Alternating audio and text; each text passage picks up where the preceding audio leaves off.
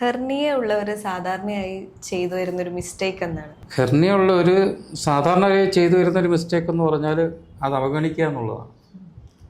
ഹെർണിയായിട്ട് കണ്ടെത്തി അതിനെ പെട്ടെന്ന് ചികിത്സിക്കുക എന്നുള്ളതാണ്. ചിലർ ഹെർണിയ ബെൽറ്റ് കിട്ടുന്നതായിട്ട് ഞാൻ കണ്ടിട്ടുണ്ട് ഹെർണിയയ്ക്ക് വേണ്ടിയിട്ട്. അത് കൂടുതൽ ദോഷകരം ആവുമെന്നാണ് ഞാൻ കണ്ടുവരുന്നത്. അതായത് ഹെർണിയ അകത്തോട്ട് നിർത്തിയിട്ട് അവിടെ തടഞ്ഞു നിർത്താൻ വേണ്ടിയിട്ട് ഒരു ഒരു ഗോളാകൃതിയിലുള്ളൊരു സാധനം അവിടെ പിടിപ്പിക്കുന്ന ഒരു പ്രവണത ഞാൻ കണ്ടിട്ടുണ്ട്. പക്ഷെ അതുകൊണ്ട് ദോഷം എന്ന് പറഞ്ഞാൽ നമുക്ക് എപ്പോഴാണ് ഏത് സമയത്താണ് ചുമയും തുമ്മലൊക്കെ വരുന്നതെന്ന് അറിയത്തില്ല.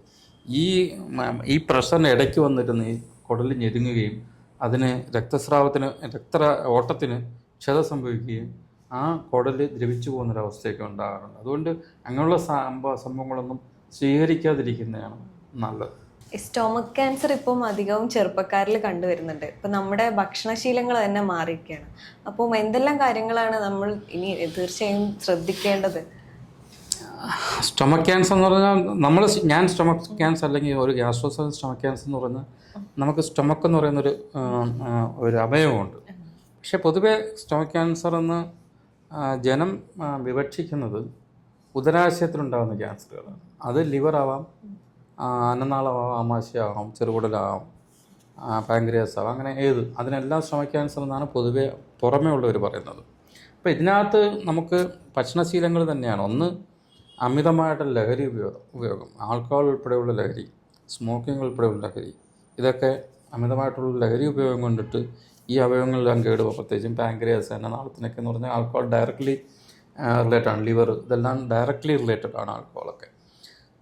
ആ ലഹരി പദാർത്ഥങ്ങൾ ഉപേക്ഷിക്കുക. രണ്ട്, നല്ല ഭക്ഷണത്തെ തേടുക. നമ്മൾ നല്ല ഭക്ഷണം എന്ന് പറഞ്ഞാൽ നമ്മൾ ഈ പൊതുവേ കേരളത്തിൻ്റെ പ്രത്യേകത എന്ന് പറഞ്ഞാൽ അരിയാഹാരത്തിനകത്ത് കൂടുതൽ കോൺസെൻട്രേറ്റ് ചെയ്യുന്ന ആൾക്കാരാണ് നമ്മൾ. ഇപ്പം ഈ അരിയാഹാരം കഴിക്കുന്നത് തെറ്റൊന്നുമല്ല, പക്ഷേ അത് മിതമായ രീതിയിൽ തന്നെ കഴിക്കുക എന്നുള്ളതാണ്.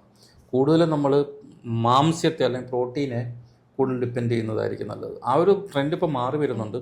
അത് കൂടുതലും ഈ മില്ലറ്റുകളും ഇതൊക്കെ കൂട്ടി അരിയാഹാരം കുറയ്ക്കുന്ന ഒരു പ്രവണത ആയി വരുന്നുണ്ട്. പക്ഷെ അത് കൂടുതൽ നമ്മൾ അതിനെ മുറുകെ പിടിക്കുന്നതായിരിക്കും നല്ലത്. പണ്ട് പുട്ടും കടലയും എന്ന് പറയുമ്പോൾ കടലയും പുട്ടും ആക്കുക എന്നുള്ളതാണ്. അതായത് കടല മെയിൻ മീലും പുട്ട് അതിന് അനുവാദത്തിന് വേണ്ടി മാത്രം ചേർക്കുന്ന ഒരു അവസ്ഥയിലോട്ട് കൊണ്ടുവരിക. പുട്ടും കടലയായാലും പുട്ടും പയറുമായാലും എല്ലാം അങ്ങനെ തന്നെയാണ്. ദോശ ഉണ്ടാക്കുകയാണെങ്കിൽ ഉഴുന്നതിനകത്ത് പ്രോട്ടീനാണ്.